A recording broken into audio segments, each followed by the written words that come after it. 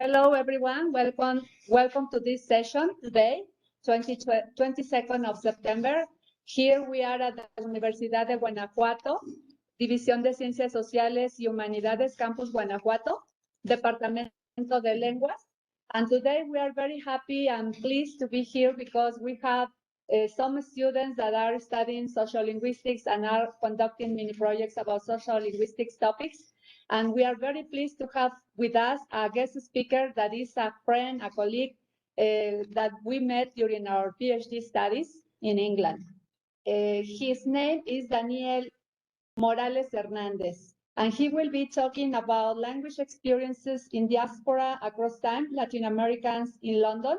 And as you know, well, he will be presenting the research project organized in the following way. He will start with an introduction on relevance of the research project. Then he will talk about the theoretical framework, the methodology, and some results. Afterwards, he will present some of the discussion and some conclusions. And finally, he will be giving some suggestions for further research and some time for question and answer after the ending of his presentation. But before continuing, we would like to know a little bit more about Daniel Morales so that you are familiar with him and his academic trajectory. So Dr. Daniel Morales holds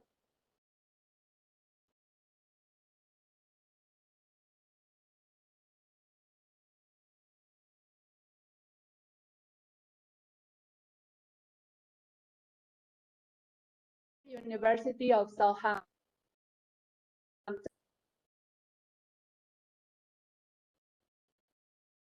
Current Sciences and Humanities at Universidad de Guanajuato. Doctor is member Sistema Nacional de Investigadores, SNI, by Consejo Nacional de Ciencia y Tecnología, con Association Spanish in Society in the United Kingdom. Dr. Morales has been a Fulbright scholar in the Language Teacher Exchange Program between Mexico and the United States of America. He has also served as an examiner for the Fulbright Garcia Robles scholarships, sponsored by the United States State Department in areas such as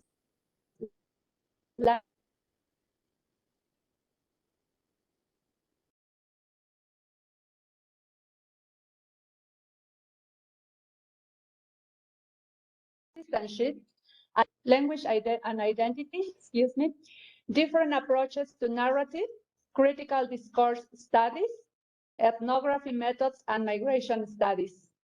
His work has been published by the journal Language and Intercultural Communication, International Journal of Ibero-American Linguistics, and the Journal of International Migration. A part of today's presentation is a chapter in the book Language Practices and Processes Among Latin Americans in Europe in 2022, edited by Dr. Adriana Patiño Santos and Professor Rosina Marquez Reiter, and to be published by Routledge. So please welcome Dr. Daniel Morales Hernandez, and please, Dr. Daniel, go ahead. Okay, well, thank you very much for your kind introduction. Okay.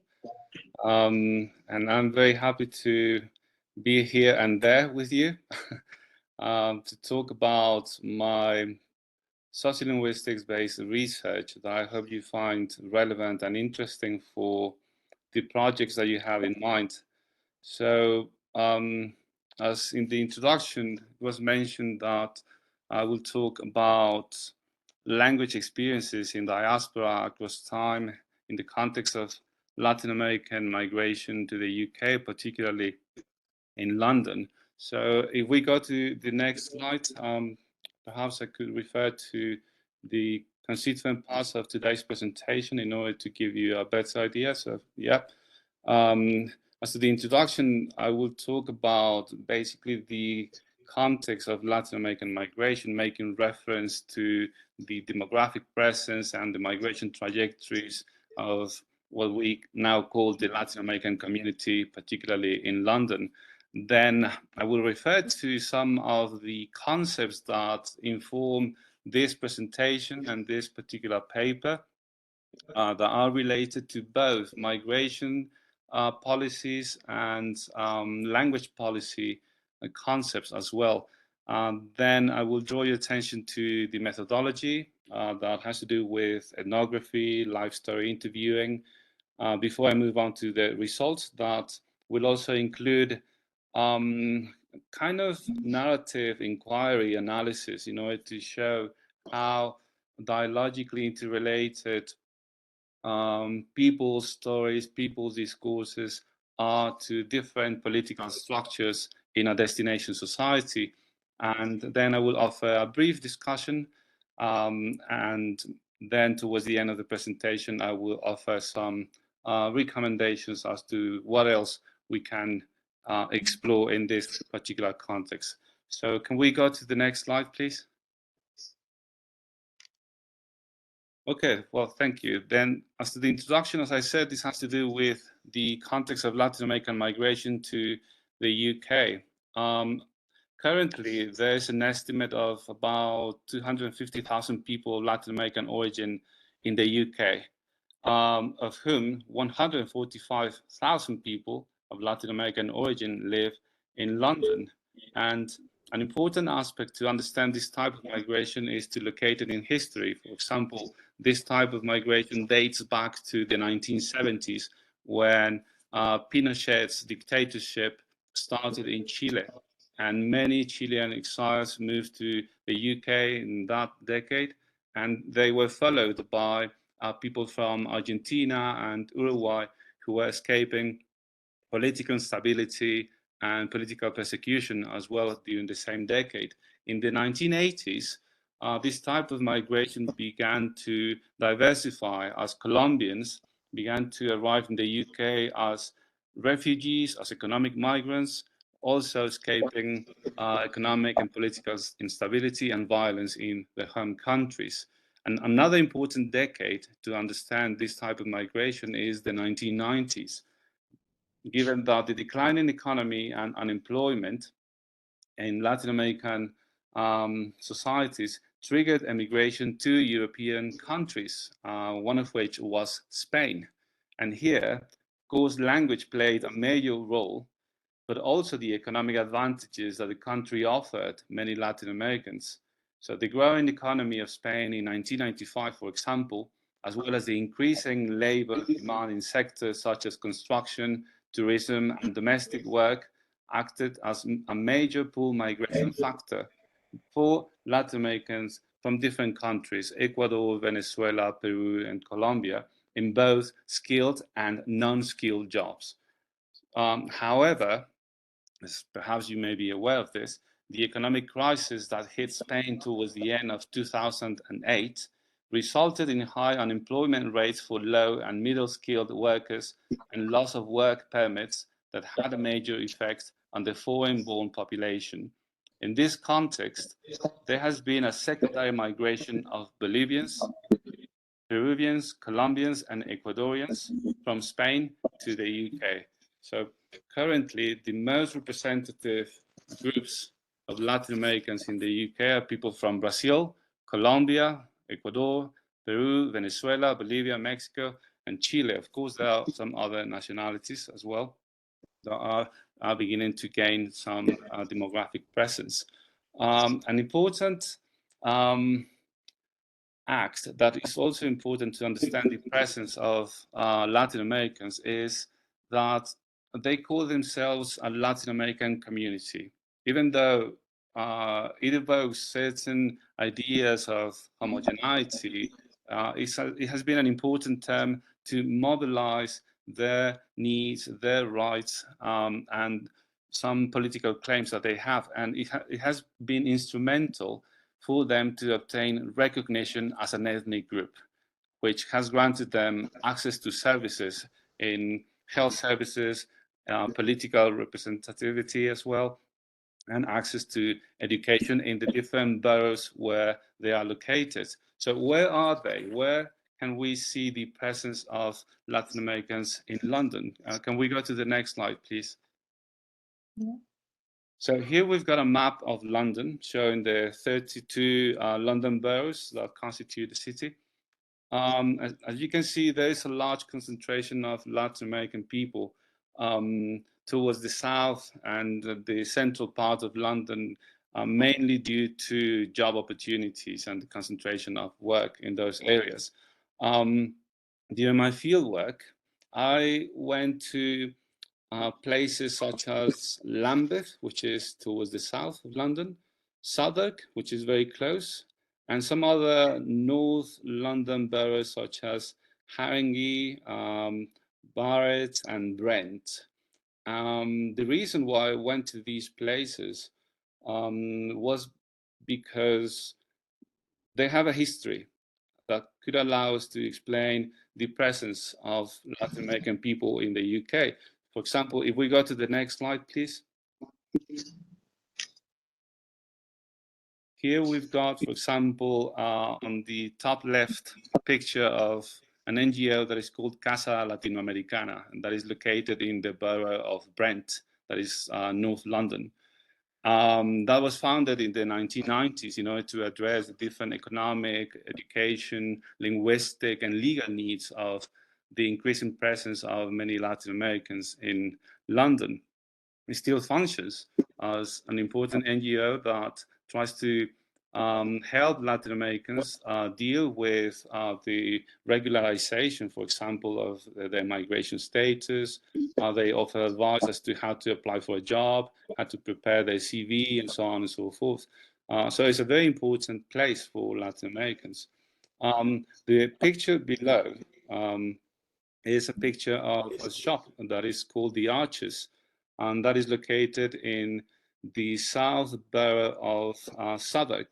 That is better known as the Elephant and Castle area, which is very iconic of the Latin American presence in London.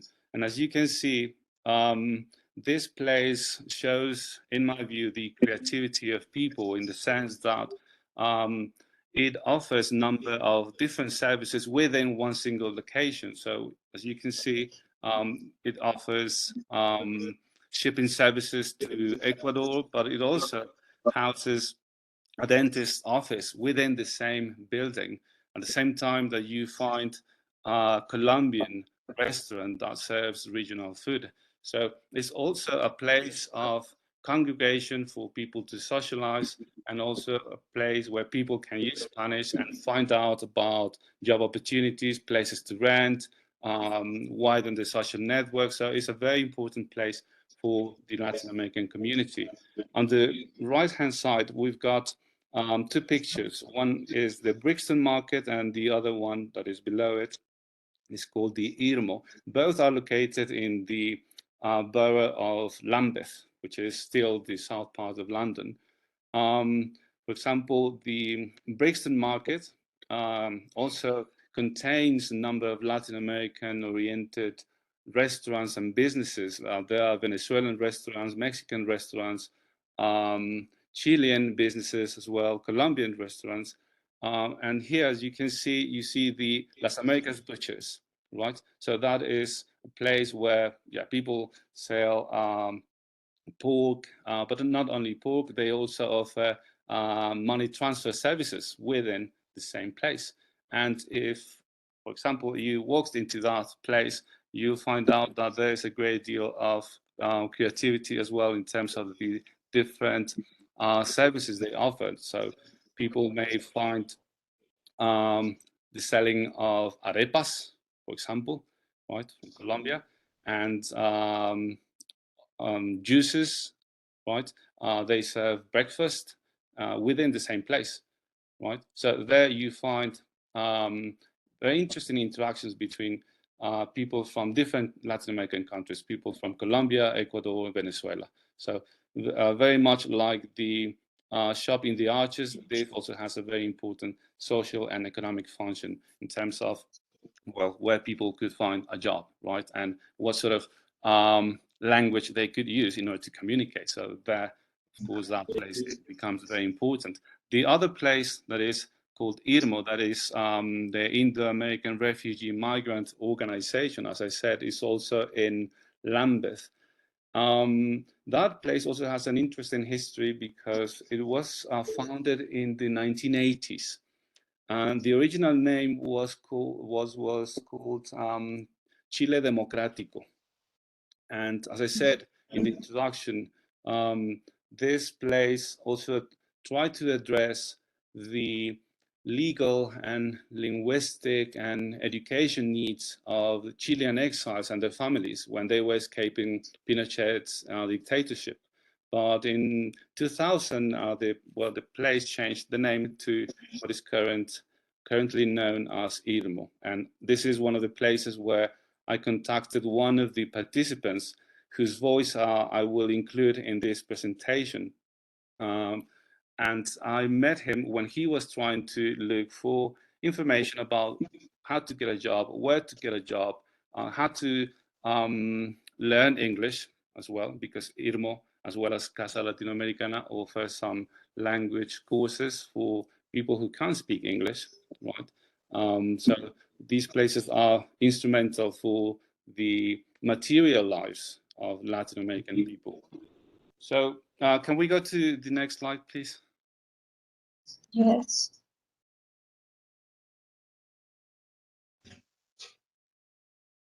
Okay, so having established the context of Latin American migration to the UK and its presence in different boroughs in London, why should we care about this study in terms of, well, sociolinguistic foci? Through life studies,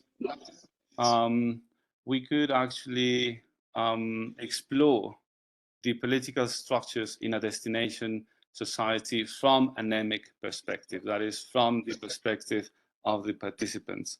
In this case, two participants, because they comparatively provide us with insight into how a destination society has become hostile to migrants, since their experiences exhibit the transformation of political structures that influence and limit both access to language courses and integration opportunities. As we will see, one of the participants, whose pseudonym is Linda and is from Mexico, immigrated to the UK in 1989.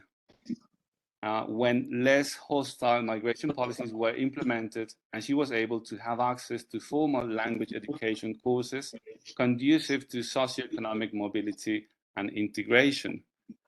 Her experience contrasts with that of a Peruvian-born and European Union passport holder, Mario, that's a pseudonym, who encountered a hostile environment in 2015 in London, where he did not plan to move, but was forced to due to unemployment in Spain, where he immigrated after losing his accounting job in Peru. So the participant stories allow for a detailed analysis and deeper understanding of their experiences and the social spaces from which they speak and attempt to learn English as a vehicle to integration and socioeconomic mobility.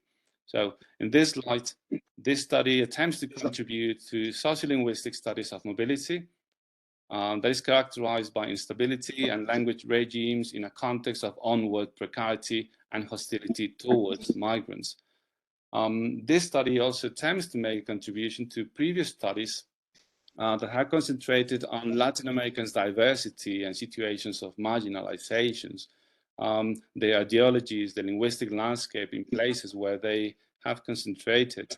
It also attempts to contribute to the study of intergroup relations that have been explored through notions of, for example, banal interculturalism and topo of culture and the good migrant in a context of outsourced cleaning services, for example, and that is something that I have explored previously. Some other studies that could benefit from this particular paper have explored the conflicting moral worlds that have shed light basically on the acceptance of exploitative work conditions to make a living in a destination society. So can we go to the next slide, please? So having established what I think the relevance of this study, it's important then to mention some of the concepts that inform this particular study. One of these terms is diaspora. And although this term was originally and commonly associated with the Jews and Armenians and the prospect of no return, diaspora has taken on meanings that have advanced our understanding of it. Diaspora currently refers to national groups of people living outside their home countries due not only to religion or ethnic conflict, but also to economic issues, as we saw in the contextualization to this study. It can also be understood as a phenomenon that defines migrant groups that maintain a sense of belonging and culture over long distances. As to the following term, which is also important and that I have mentioned before in relation to Linda's experience, is integration.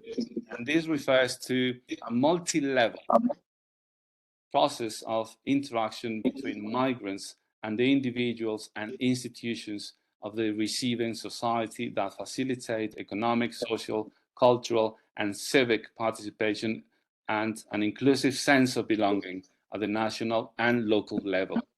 As we will see in the analysis section, Linda has gained access to employment, property, social interaction, and education opportunities in English, as well as British citizenship. Another term that is also relevant for us to understand the type of migration that the second participant has experienced is onward migration. And this is understood as secondary migration, which is often unplanned and a reaction to unemployment that often undergirds precarious living conditions that Latin American migrants attempt to overcome. So in this sense, this term is also closely related to onward precarity. Can we go to the next slide, please?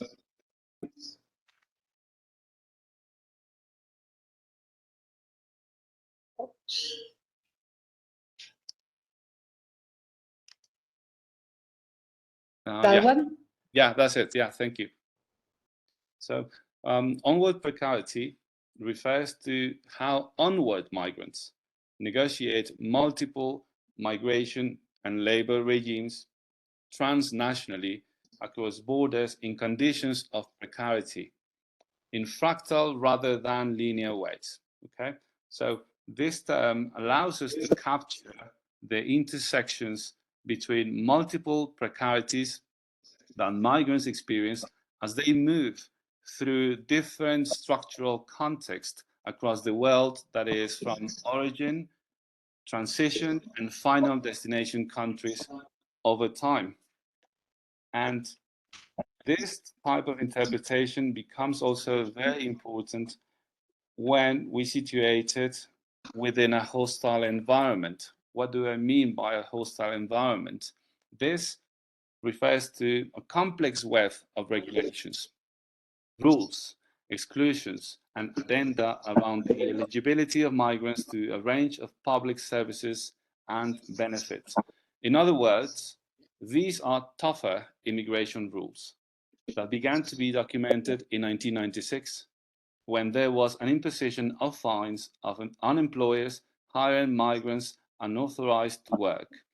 Although such fines were rarely enforced between 1998 and 2004, and pressure on employers increased by the Nationality and Asylum Act 2006, the Immigration Act 2014 introduced a harsher migration policy. This inhibited migrants' ability to work and live in the UK by the implementation of what is called everyday bordering. This required employees of banks and hospitals, as well as landlords, to conduct immigration status checks and refuse people services, jobs, accommodation, or education. Now, in terms of language, why should we care about these migration policies? Can we go to the next slide, please? So these complex web of policies have also been found to negatively affect the provision of language support for non-English speakers through funding cuts. That is, ESOL classes, that is English for speakers of other languages, are often government-sponsored, but they have been affected by budget cuts from £212 million in 2008 to £95 million in 2015. That is a 55% cut in ESOL funding. Funding cuts have resulted in long waiting lists for ESOL classes and have generated social isolation processes such as anxiety, depression, alienation, and exclusion from job opportunities. So this is basically the part of the context, part of the theory, part of the terminology that allows us to understand then how we enter the field, where we do research, right? What sort of tensions, what is at stake when we do this type of research within this environment? So can we go to the next slide, please? So in light of the above, when one enters the field, right, there are a number of questions that one supposedly takes into account, right? And I say supposedly because, well, one also may find in contradictory positions and contradictory situations. For this study, I drew on ethnography and life stories as data collection strategies. And by ethnography, I mean type of approach that allowed me to be in the field, interacting and talking to people. That is, to have both formal and informal conversations with both participants and non-participants that derived in ethnographic notes that could allow me to record my experiences, my positionality, my contradictions, my feelings, and of course, type of device that could also enable me to understand people's needs and migration trajectories in much more detail. And also this type of interaction was key to my study in the sense that it allowed me to build trust with some participants. And when that was obtained to some extent, then I moved on to the life story interviews, in order for the participants to tell me their stories. But what is a life story? A life story consists of all the stories and associated discourse units, such as explanations, chronicles, and the connections between them, told by an individual during the course of his or her lifetime. These are connected stories that have as their primary evaluation a point about the speaker, not a general point about the way the world is. And I chose life stories because they lend themselves as a flexible and open-ended approach to capture the participants' experiences in context and allowed for the examination of language and social practice, since various discourse units and themes surfaced as people told and explained stories about their lives. Now, even though life stories are a flexible approach, there is an element that also needs to be acknowledged, and that is the co-construction element, in the sense that I provided my participants with prompts that could lead to a much more detailed narrative event in order for me to understand their stories much better. And even though I didn't dictate the direction of the interviews, my presence cannot be denied. So after having interacted and speaking to different people, I invited more than 30 Latin Americans to the study. Originally, they said, yes, I would like to share my view, my experience. But in the end, only 16 participants took part in the study. And this was because of the different work schedules and different responsibilities and needs that they also needed to address while living in London. So 16 participants took part in the study, 10 are female, 6 are male, and they all represent 7 different nationalities. Can we go to the next slide, please? For this presentation, as I said, I'm going to include the stories of 2 participants. One is Linda, the other is Mario. Linda, both names are pseudonyms. Linda is Mexican. She has a BA in psychology, and before she moved to the UK, she had a fair knowledge of English. She moved to England in 1989 to improve her English, and she experienced declassing. That is, she could practice neither as a psychologist nor as an English teacher. So the available job to which she had access was in cleaning in a hotel. So that is what I mean by declassing, some kind of socioeconomic repositioning. So 5 years after her arrival, she reached her goal of becoming an English teacher, and she obtained a number of language certifications. These enable her to work for colleges and English language teaching institutes in London. And according to her experience, her life story, she's experienced integration and socioeconomic mobility. As I said before, well, she's on property. She presented herself as a fully integrated person, and her story contrasts with Mario, who is from Peru, but who also had Spanish citizenship. He arrived in England in 2015 after having lived with his wife and son in Spain since 2004. He left Peru due to unemployment, ageist job policies in his area of expertise. Mario also has a degree. He's an accountant, and he was 55 years when he moved to England. Linda was in her mid-20s when she did that. In the case of Mario, he lost his delivery business in Madrid in 2008. As I explained before, this has to do with the economic crisis back then. He attempted to get back on his feet and started to work in delivery again, but for a company that eventually went bankrupt. He tried to work as a night watchman in a complex of buildings for sale in Spain, but they never got sold and he did not get paid.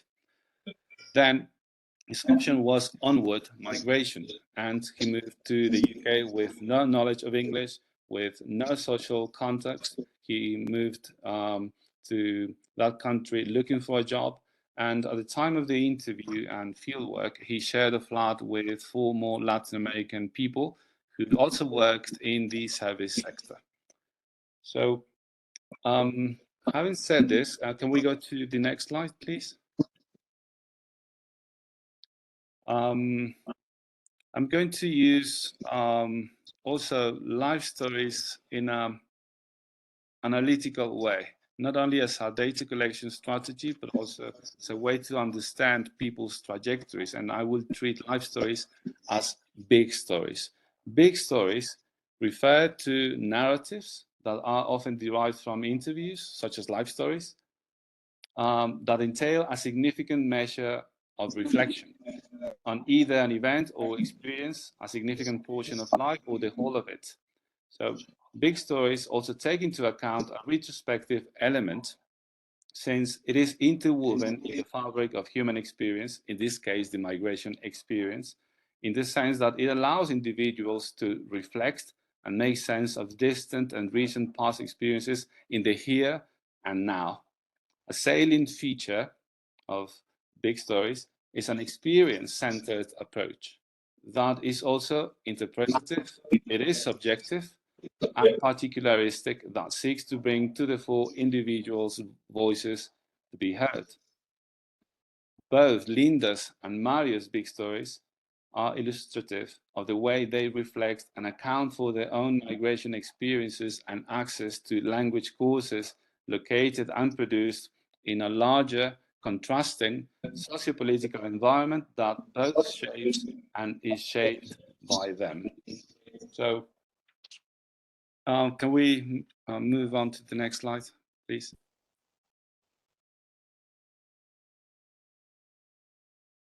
Okay, so as to the results, and we will see this in a much more detailed manner when I introduce the participants' excerpts, provides us with insights into how language requirements in two contrasting historical periods index, point to increased hostility towards migrants.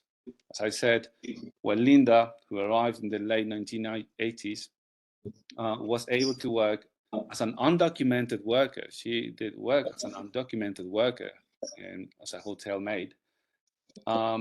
Had also access to language education opportunities that were conducive to socioeconomic mobility and integration. Nearly 40 years later, Mario encountered a hostile environment in London where he did not plan to move, as he escaped unemployment in Spain, and it shows us that there is the transformation of political structures that influence and limit both access to language courses and integration opportunities. So can we go to the next slide so we learn more about the first participant, please?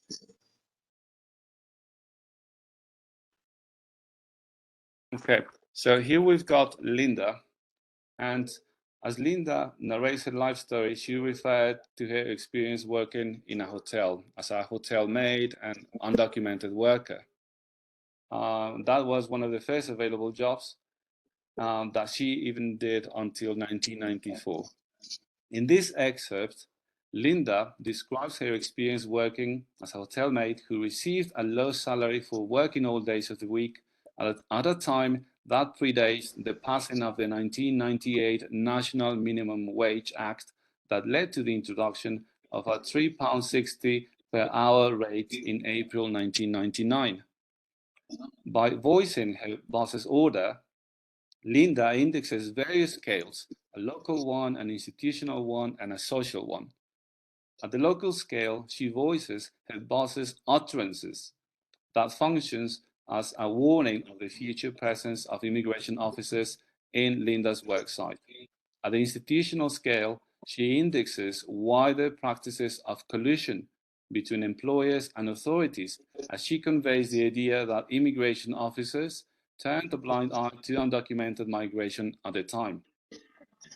At a social scale, Linda's story allows us to gain insight into the political structures in place in 1989, since this date and its content predates both everyday bordering practices and economic fines on employers who hired migrants unauthorized to work in 1996. In other words, Linda's story is situated outside a hostile environment that could have prevented her from having a job. So if we continue this analysis, can we go to the next slide, please? Yeah. So we could see how Linda touched upon her English language experiences and goals, such as getting a CELTA certificate in 1994. At the time, she was still working as a hotel maid, but had become a resident after getting married with her boyfriend in England in 1991. So in this excerpt, Linda depicts her language certification opportunities that derived in a story of success, since she achieved her goal of becoming an English language teacher. Nevertheless, her story must be situated in a historical space that illustrates funding programs at the time.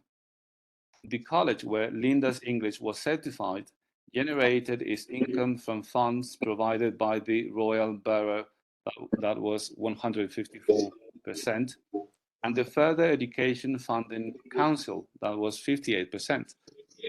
This, that is the Further Education Funding Council, was set up by the Further and Higher Education Act 1992, that was formally established in 1993. And one of its main responsibilities was the allocation of funds to colleges and other institutions to provide full or part-time courses as well as certificated courses.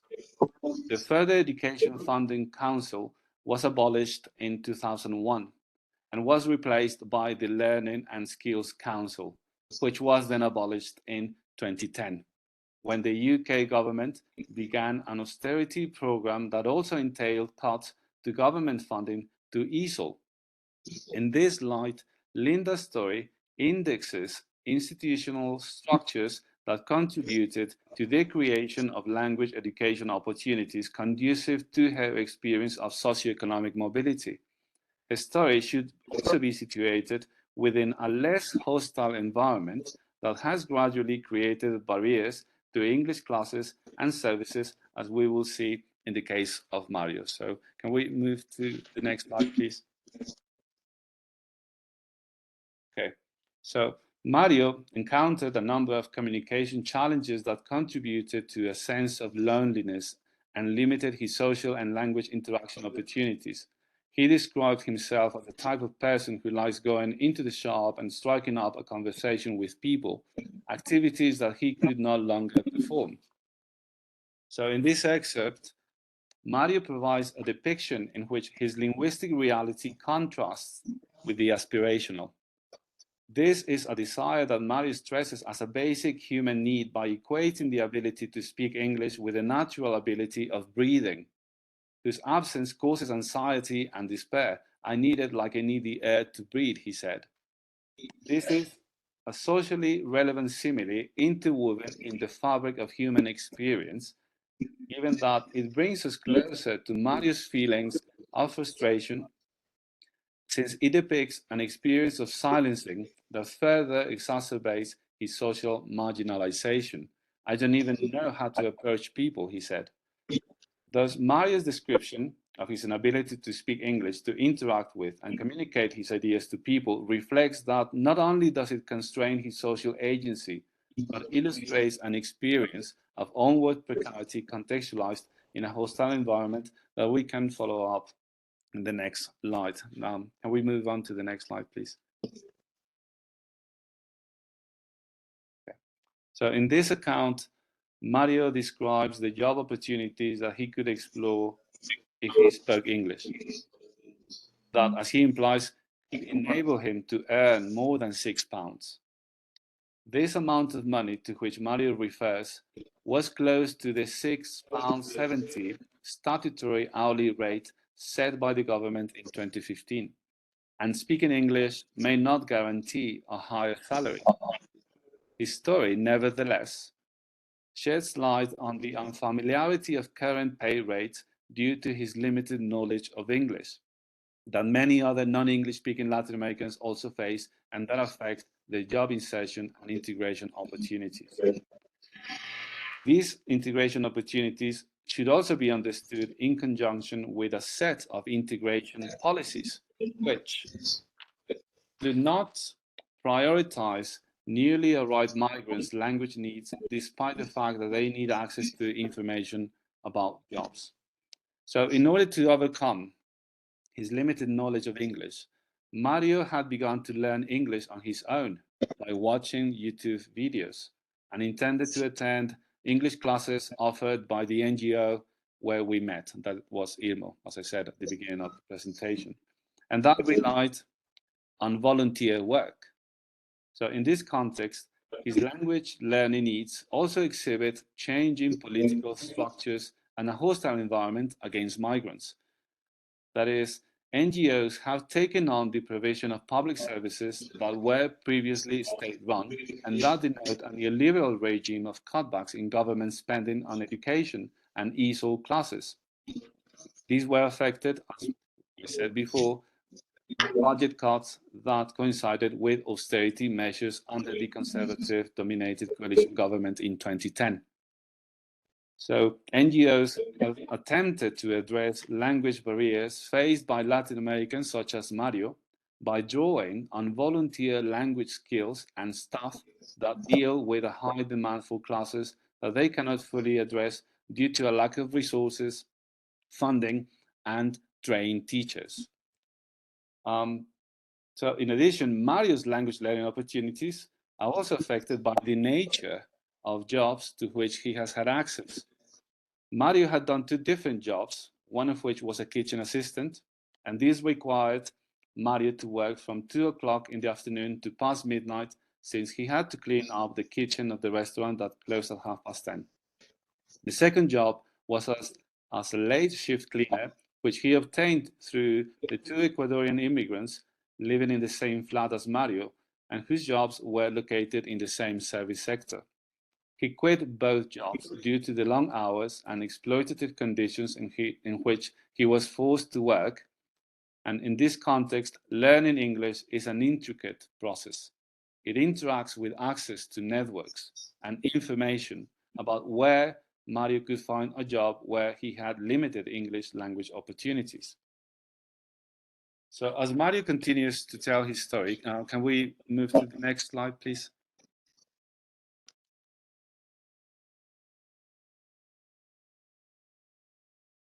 Yeah, that's it. Yeah, thank you. So he refers to his plan of bringing his family to England, where he has language and career-related expectations for his son. In this excerpt, Mario expresses his intent to use his onward migration experience as an instructive tool that his son can instrumentalize to carve a path professionally in order to circumvent economic adversity. This, however, has influenced Mario's sense of self-worth that foregrounds onward precarity. That is, the multiple precarities that Mario has experienced as he has moved through different jobs in origin, transition, and final destination countries over the past 12 years exhibit his low social mobility. Mario's living conditions and aspirations are interspersed with low-paying jobs and uncertain access to steady jobs, public services, and formal English classes. His reality thus resonates with that of many other Latin Americans who experience the crippling effects of poor English language skills that may lead many of them to risks of entrenchment of precarity due to restrictive access to ESOL classes. In addition, Mario's story must also be understood in a context in which he has had a present need not only to speak, but also read in English. In our conversations, Mario told me that he was applying for a cleaning job for which he needed to have a bank account, whose requirements, nonetheless, he did not know, and thus he had been unable to open it. He asked me to go to the bank with him, and I was able to get him a list of the requirements that I handed over and translated for him.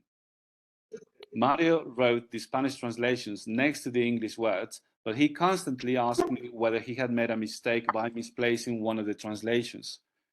He did not make a mistake and meticulously double-checked the translations. However, this showed me Mario's limited knowledge of English, since he could not understand such English phrases as proof of address.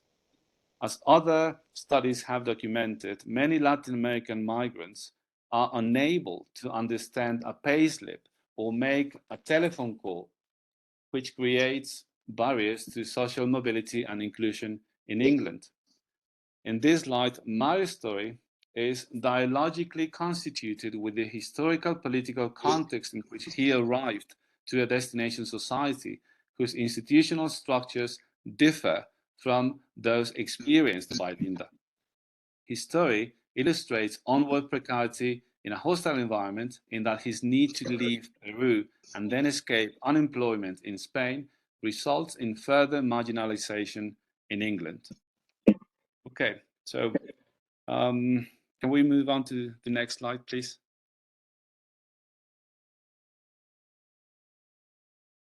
In order to offer the discussion. Yeah, thank you. So based on the participants' experiences, integration is a historical two-way process in which the individual seeks to participate civically, economically, and socially in a destination society whose institutional structure also plays a role in creating and enforcing exclusionary or inclusive policies. These should be more encompassing, since UK policy on integration has not generally identified newly arrived migrants as a priority for information, advice, or services. The priority seems to focus on those applying for citizenship or refugees who may remain longer in the UK. But as stated above, also those remaining for shorter periods require information in English to access jobs or understand the requirements to apply for them. Language tuition then may thus increase integration opportunities in a destination society whose institutions benefit from their work.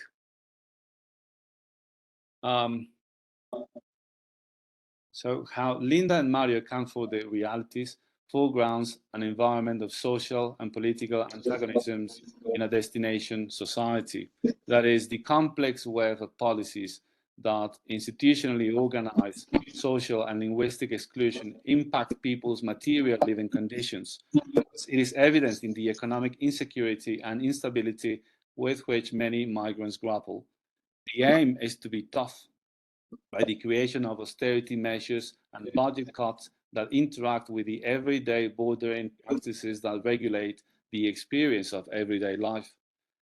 In this vein, we see something that is called super austerity, in the sense that new cuts come on top of previous ones. So, as a conclusion, can we move to the next slide, please? A destination society has become hostile to migrants, and this is based on the participants' life stories, given that their experiences exhibit the transformation of political structures. These influence and limit both access to language courses and integration opportunities. Linda's and Mario's opportunities to work, learn, and interact in English are comparatively influenced by the historical creation of policies that exacerbate onward precarity. So, as the participants' stories show, their experiences also foreground inequality. As a late scholar has put it, inequality is the main product of power. Power stratifies, categorizes, and divides people in contemporary societies. And language, curiously, crops up as a core ingredient of the mechanisms of state power in the field of migration.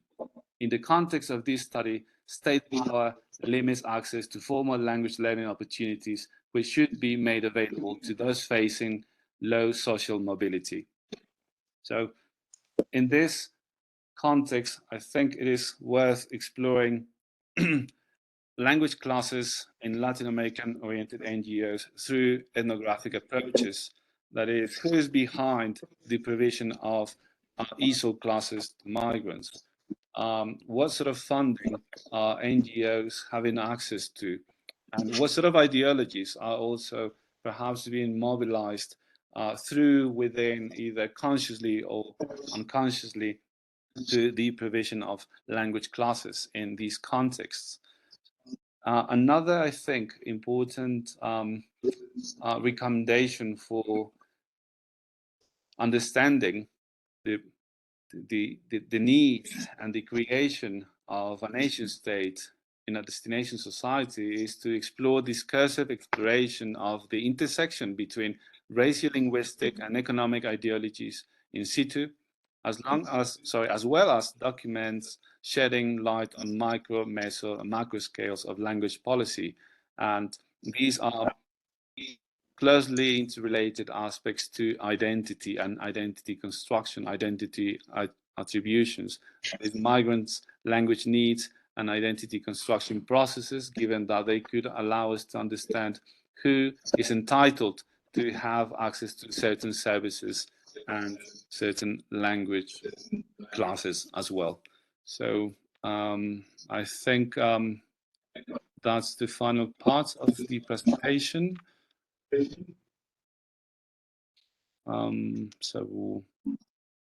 Yeah, those are the references. Okay, well, thank you very much for your attention, and I look forward to your questions and comments. Okay, thank you very much, Dr. Daniel Morales, for such an interesting presentation. And makes me reflect a little bit about what would be like some of the programs that the migrants, before moving to another country, might take in consideration. They need to psychologically, linguistically, and culturally before moving to those countries. What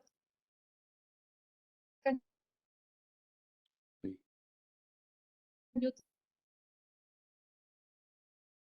I'm sorry, could you repeat the question, because you broke a bit and I couldn't hear it.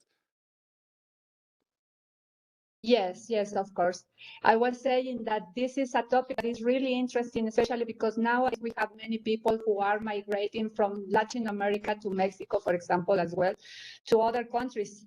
And my question is, what do you think, or what are the type of programs that might be implemented, or so that the people that are planning to migrate to other countries may take into account, such as, do they need to prepare linguistically, culturally, and what was the other? Linguistically, culturally, or psychologically before moving? What would you tell us about that? Yeah, well, that's a very interesting question that I think we could locate in a number of domains, right? For example, the family domain, at local level.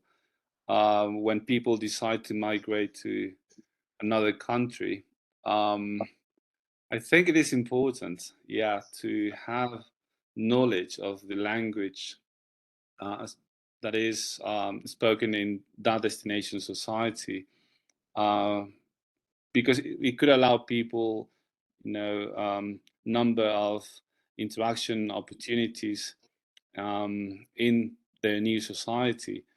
It could allow them to understand the policies in place that could lead perhaps to the access of certain services, and how they could be fully participating in different levels in that whole society.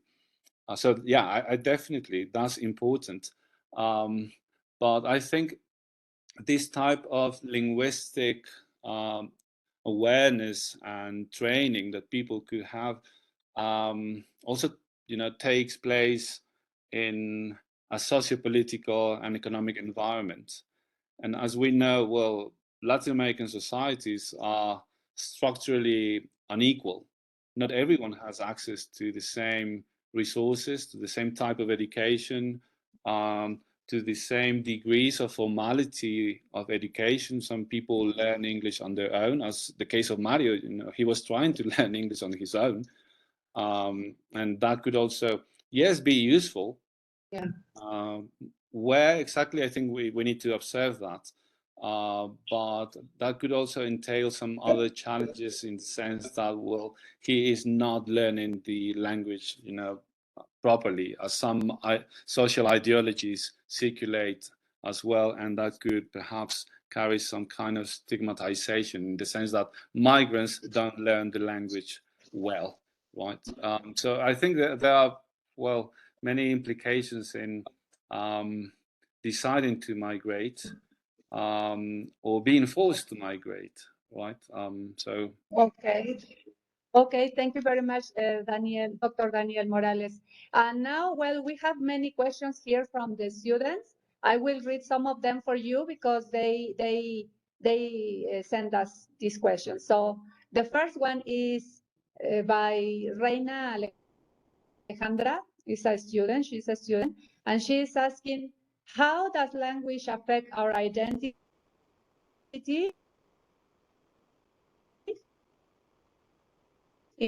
in a different country? Do you hear the question?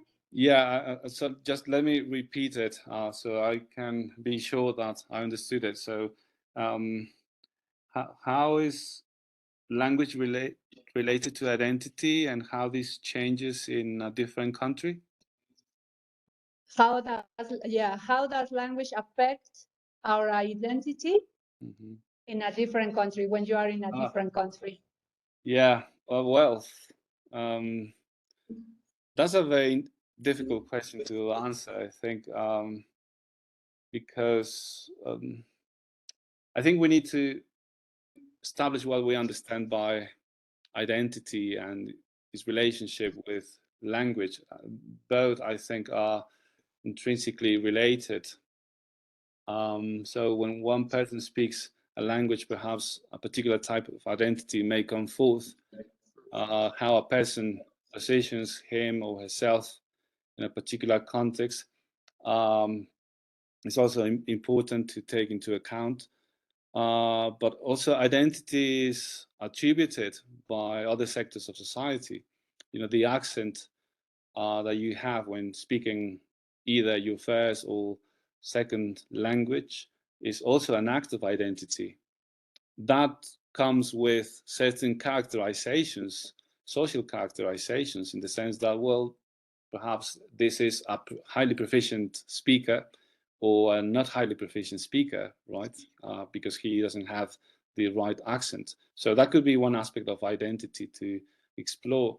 I don't think I could answer the question very clearly because of my constant problematization of identity. Identity for me is contextually constructed.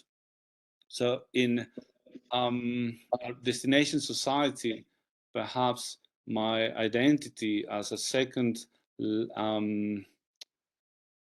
second language speaker of English could be perhaps attributed certain traits that could be accepted or disqualified or categorized. I think the shortest question is, yes, language affects our identity, but identity also interacts with language, whether we use They it. are like interrelated, Yeah, right? yeah, they are in a dialogical relation, right? So it's a back and forth process that we need to observe in context. Yeah, because as I said, it could be accepted, but in some other context, it could be categorized or rejected. So that is something that should keep our eyes peeled. Okay, so thank you very much. We have another question, Dr. Morales, and it's by the student Jimena. She asks, as Latin Americans, do we face discrimination towards our accent in the UK? Oh, okay. I wouldn't generalize this type of experience. It has been documented. It has been documented that some people have experienced discrimination because of the way they speak, because of the way they use certain accent. And it goes both ways. That is, people try to imitate the RP pronunciation, that is the English accent, and people say, well, this doesn't sound authentic, right? And the other is, oh, this person sounds too Latin American. So these delegitimization practices could go both ways. But I think where we perhaps could see how these discrimination practices become materialized could be in job interviews. There is very, very little research about what happens to job applicants using a non-native accent, right? So I think it's important to ask ourselves the extent to which accent could be related to some kind of not only linguistic proficiency but professional competence, right? So, but yeah, it has been documented, it has been reported, it has been mentioned by a number of studies, by a number of researchers, but that's something that we still need to keep exploring in, again, particular contexts. Okay, thank you very much. We have another question that is by the student Sara Maria. She's asking, this question is in Spanish, so if you prefer to answer in English or in Spanish, is also okay for us. So, ¿qué lo motivó a especializarse en sociolinguistics and migration? So, full disclosure, I suppose. Sí, bueno, esa pregunta creo que sí es muy importante también, no solo a nivel personal, a nivel académico. Algo que yo debo reconocer y que está también reconocido en la literatura es que gran parte de nuestras decisiones de investigación vienen motivadas desde nuestras propias experiencias, nuestra trayectoria social y nuestra, pues, quizás trayectoria migratoria también. Yo he tenido la experiencia de estar en 3 países distintos donde he experimentado actitudes que en aquel entonces, por ejemplo en Estados Unidos, yo no asociaba con actos de discriminación o actos de subyugación a nivel simbólico, ¿no? Pero siempre yo he tenido esta pregunta, ¿no? ¿Hasta qué punto ciertos, lo que llamamos juicios o ciertas descripciones estereotipadas de una persona, pues llegan a discriminar y cómo esto puede impactar, cómo vamos en el día a día y cómo entramos a diferentes instituciones de estas sociedades? Entonces, mis experiencias de migración, mis experiencias sociales, yo crecí en un barrio, en un pueblo de Querétaro, que también me mostraron y me siguen mostrando las desigualdades en nuestra sociedad, de la cual muchos compañeros, amigos, familiares emigraron hacia Estados Unidos a través de diferentes canales no legitimados. Fueron una gran motivación para que yo estudiara el aspecto lingüístico dentro de esta sociedad. ¿Qué pasa entonces cuando la persona decide emigrar? ¿Cómo aprende la lengua? ¿En qué circunstancias aprende la lengua? ¿Qué tipo de descalificaciones o tipo de juicios puede encontrar la persona que intenta hablar la lengua con sus propios recursos, en su propia necesidad socioeconómica que también intenta atender, ¿no? Y es ahí donde he aprendido, creo, a poder situar la experiencia a nivel personal relacionada con los diferentes niveles de la sociedad, ¿no? La escuela, las instituciones del Estado, las políticas migratorias y las políticas lingüísticas que influyen mucho en cómo entramos a estos espacios y el tipo de educación que podemos tener acceso, ¿no? De acuerdo a nuestras trayectorias socioeconómicas. Y bueno, ya no me quiero extender más, pero creo que eso explica mi motivación, ¿no? Okay, muy bien, muchas gracias. Okay, so, and yes, many of the projects that we conduct are based on a problematic that we are experiencing in our context, or sometimes some issues that we identify, of course. Okay, so let's continue. We have another question by the student Brandon.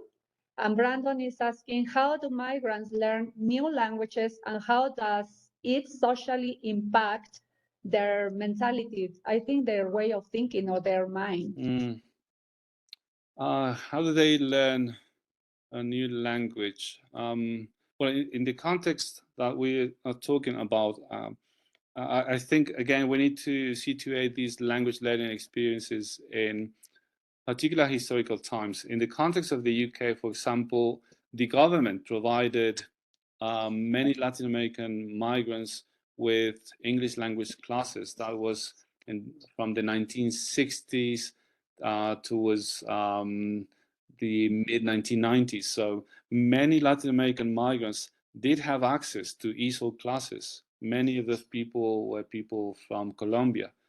And they, to some extent, were able to integrate and find jobs using that language in that destination society. So I think here the historical moment when people decide to relocate their lives to a new society is key to understand how they learn the language, right? Because remember that many people from Colombia fled violence.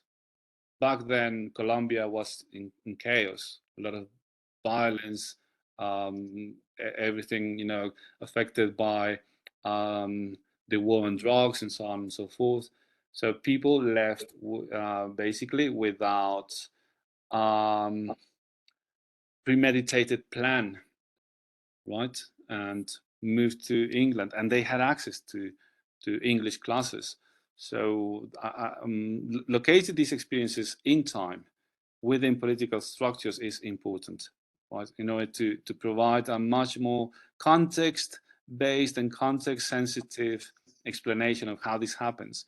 How this impacts their way of thinking, I don't know. I think that that's something that we perhaps could explore, by asking people these questions, how they make sense of the effect that language has on who they are and how they think and how they conceive of the world. An important aspect here is to take people's views into account in order to explain what's happened.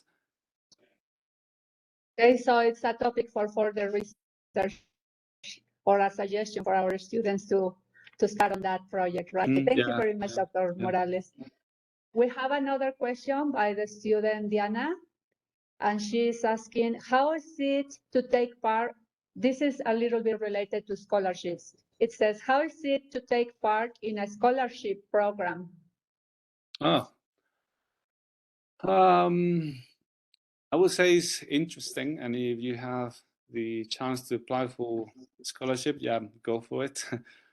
But again, I think I would draw important distinctions because, well, in 2010, I was granted a Fulbright scholarship, and that scholarship is very generous in the sense that the U.S. State Department covers everything.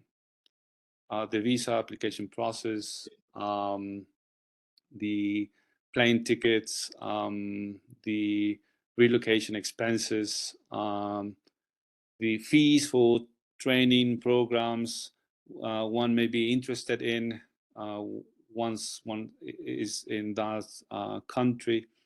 And it's got many advantages. It allows you to connect with people perhaps working within the same field, people from other parts of the world that could enrich your academic, social, and cultural experience in another country. In my experience, I think I had a very good one. And this has also allowed me to establish everlasting links with these organizations, the Fulbright program, for example. Well, as you said at the beginning, I'm still part of the Fulbright Garcia Robles network because now I examine applications. I'm part of a panel who interviews candidates as well. So I think that shows how, for me, positive this scholarship experience has been for me. In the UK, I also had access to scholarships. I even had a chance to go to China in order to present my work, and everything was fully paid for by the University of Southampton as well. So I think, my experience has been very, very enriching, very positive, and it keeps, motivating me to look for more.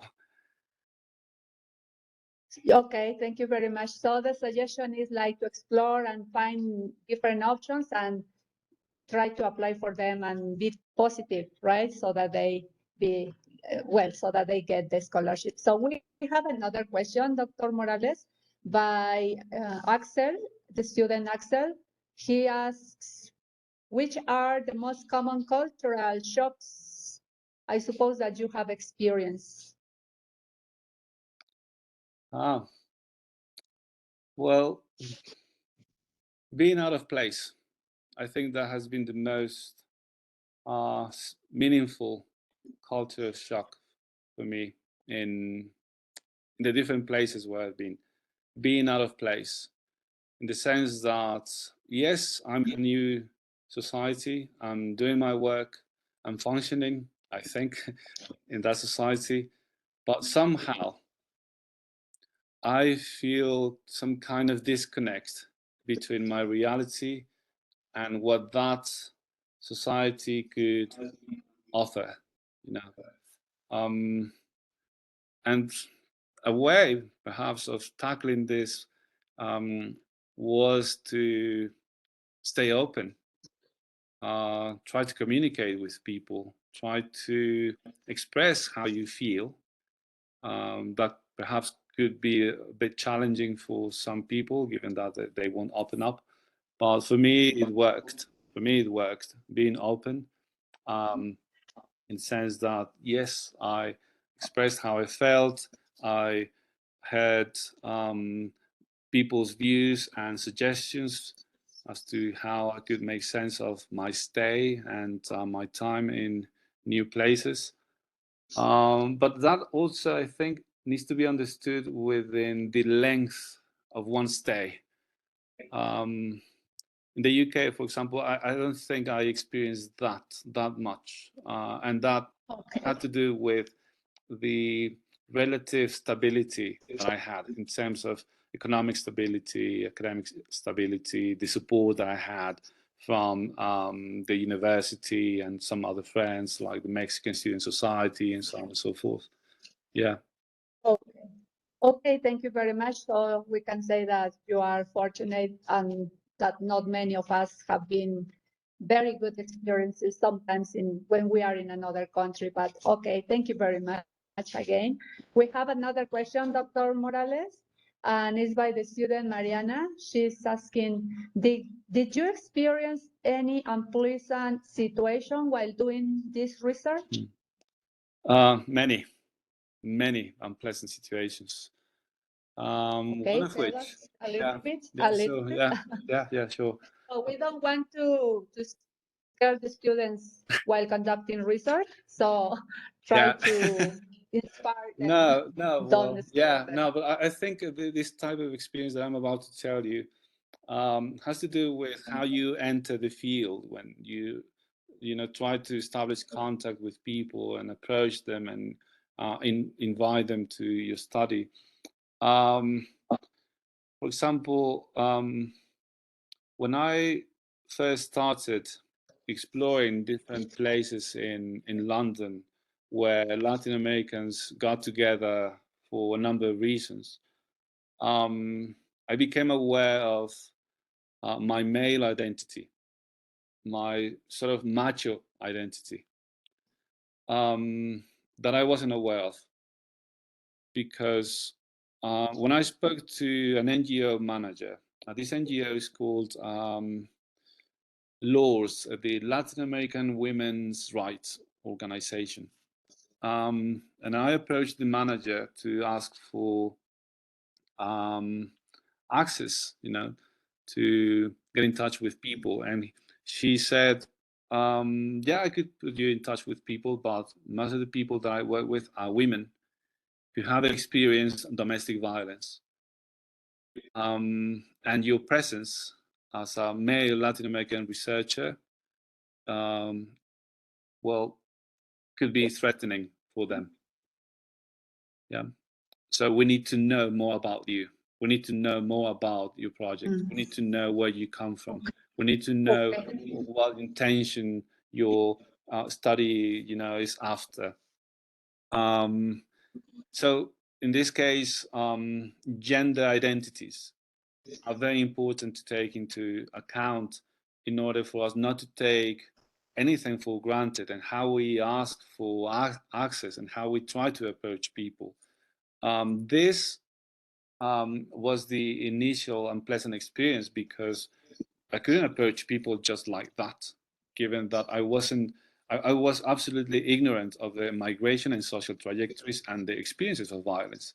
And this affected the way, in the end, I had access to their stories and I could interact with some of them.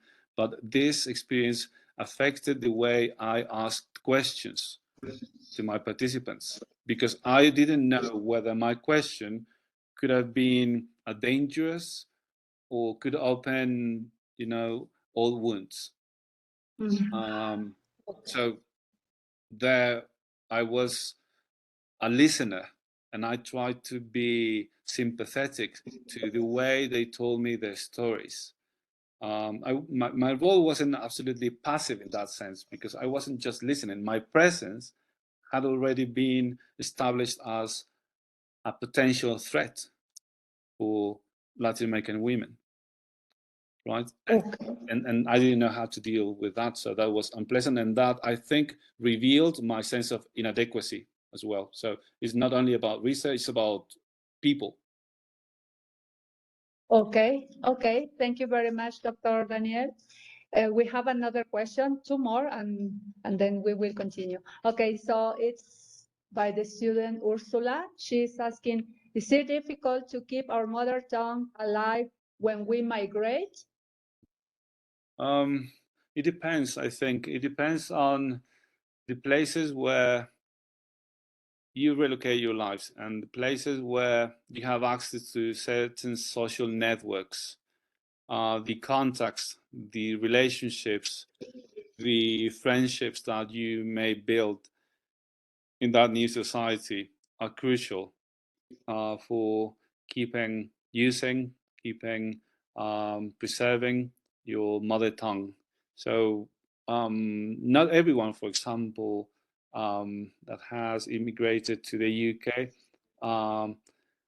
needs to use English because they have a very well established social network within certain domains that allows them to speak Spanish, and that is fostering the use of Spanish within the work environment and perhaps the family setting as well. As this has been said by some other participants that I couldn't include in this presentation. So yeah, it depends on the social networks, the environment, and the friendships that you may have.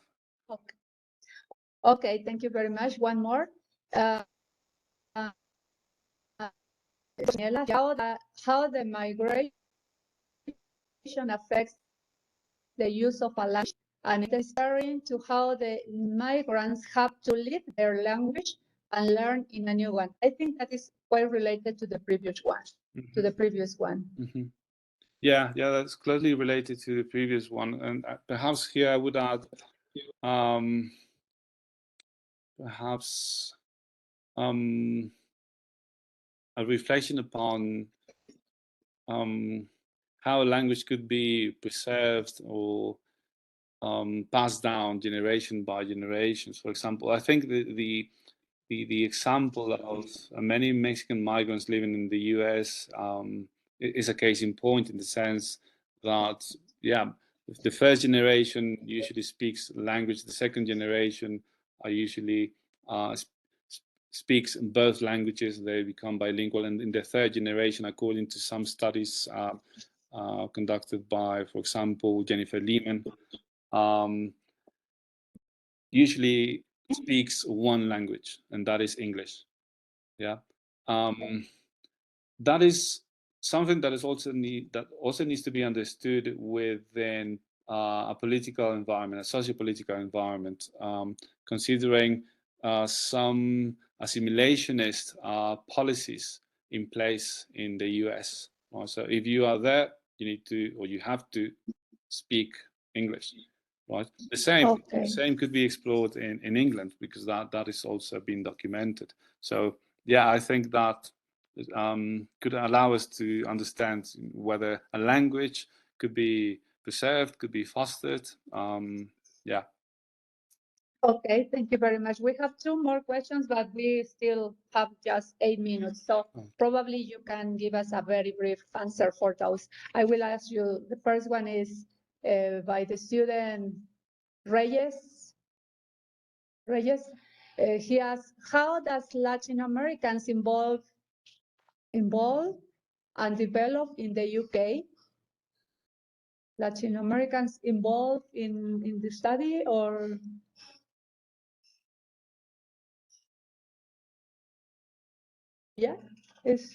Latin Americans involved in the study that you are conducting.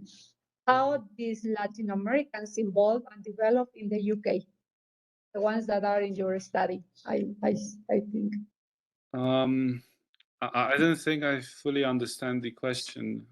Is it more about how I invited Latin Americans to the study?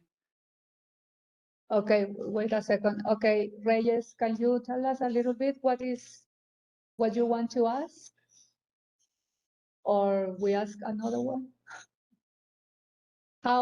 In Spanish, maybe, if you want.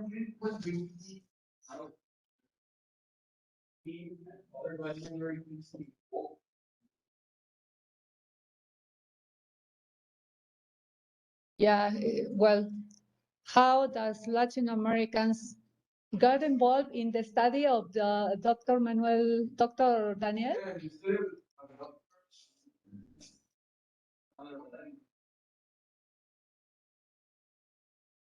Yeah, well, he's saying that how does these Latin Americans involved in the study that you are conducting? Well, I think that it was by your invitation, I think. Yeah. The way I take the question is perhaps how I invited them or recruited them, right, to the study. It was a long process. It was a long process. As I said, my work involved kind of ethnography in different places. I would visit different London boroughs where I could see where they either worked or interacted with other Latin Americans, and I tried to approach them. I introduced myself and told them why I was there, right? Not right away, right? I needed to establish some kind of trust. And here, well, the use of Spanish was important because the moment I spoke Spanish, they say, "Oh, where are you from?"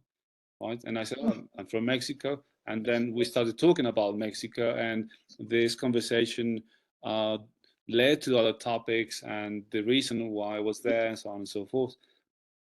Okay. Yeah. Oh, okay, thank you very much. And the last one, and I think that is a little bit also not very clear for me, but maybe it's clearer for you. It says, if you had to choose, which art of linguistics do you enjoy the most? I think that is like if you have to choose like a subdiscipline or something related to language instead of social linguistics or semantics or pragmatics. Yeah, that is what she's asking. What or which of those areas would you enjoy the most? Well, definitely sociolinguistics. Yeah, because of the reasons I gave before, but I wouldn't rule out some other linguistic disciplines such as pragmatics and semantics, discourse analysis, certainly, because they are integrated in the way I try to make sense of the information I collect. I think the important aspect here is to mobilize those concepts from pragmatics and from semantics and discourse analysis to a social context that, in my view, need exploration and addressing, right? Because, well, for example, in terms of the study of migration, there is very little attention to issues of language. We talk about migration, and the first thought perhaps is numbers. How many people have moved to the UK? How many people have moved to the US through different channels? But what about language? What about those interrelated aspects of language? Right. So yeah, social linguistics enriched by pragmatics and semantics. Yeah. Okay, thank you very much. So we have many more questions, and we have now more suggestions or ideas about what topics we can continue doing some research. Thank you very much, Dr. Daniel Morales, and I will proceed to share with you one, I will read it in Spanish. Es una carta por tu participación en esta conferencia, en esta ponencia. La Universidad de Guanajuato la redacta, bueno, la leo. A quien corresponda, dice la que suscribe la licenciada en Relaciones Industriales Irma Lorena Josefina Hernández Ornelas, directora del Departamento de Lenguas de la División de Ciencias Sociales y Humanidades en el campus Guanajuato. Hace constar que el doctor Francisco Daniel Morales Hernández impartió la ponencia Language Experiences in Diaspora Across Time, Latin Americans in London, relacionada con el campo de investigación en sociolingüística. La ponencia se llevó a cabo en formato virtual el día 22 de septiembre del presente año a las 12 horas con una duración de 2 horas. Firma, bueno, atentamente, La Verdad os hará libres. Guanajuato, fechada con el día de mañana, 23 de septiembre del 2022. y bueno, la firma de la maestra, directora del Departamento de Lenguas. Muchísimas gracias, doctor Daniel. Yeah, I want to change your name, I don't know why. Daniel Morales Hernandez. Thank you very much, and please you give him a clap for such an interesting session. And we will share it with you in our through email today or tomorrow. So just thank you very much, and this is just the poster that the university created for this talk. So thank you again, and see you soon. Thank you very much, and goodbye. Okay, well, thank you very much, and stay in touch. Okay, thank you very much. Bye. Thank you. Goodbye. Yeah, bye. Bye.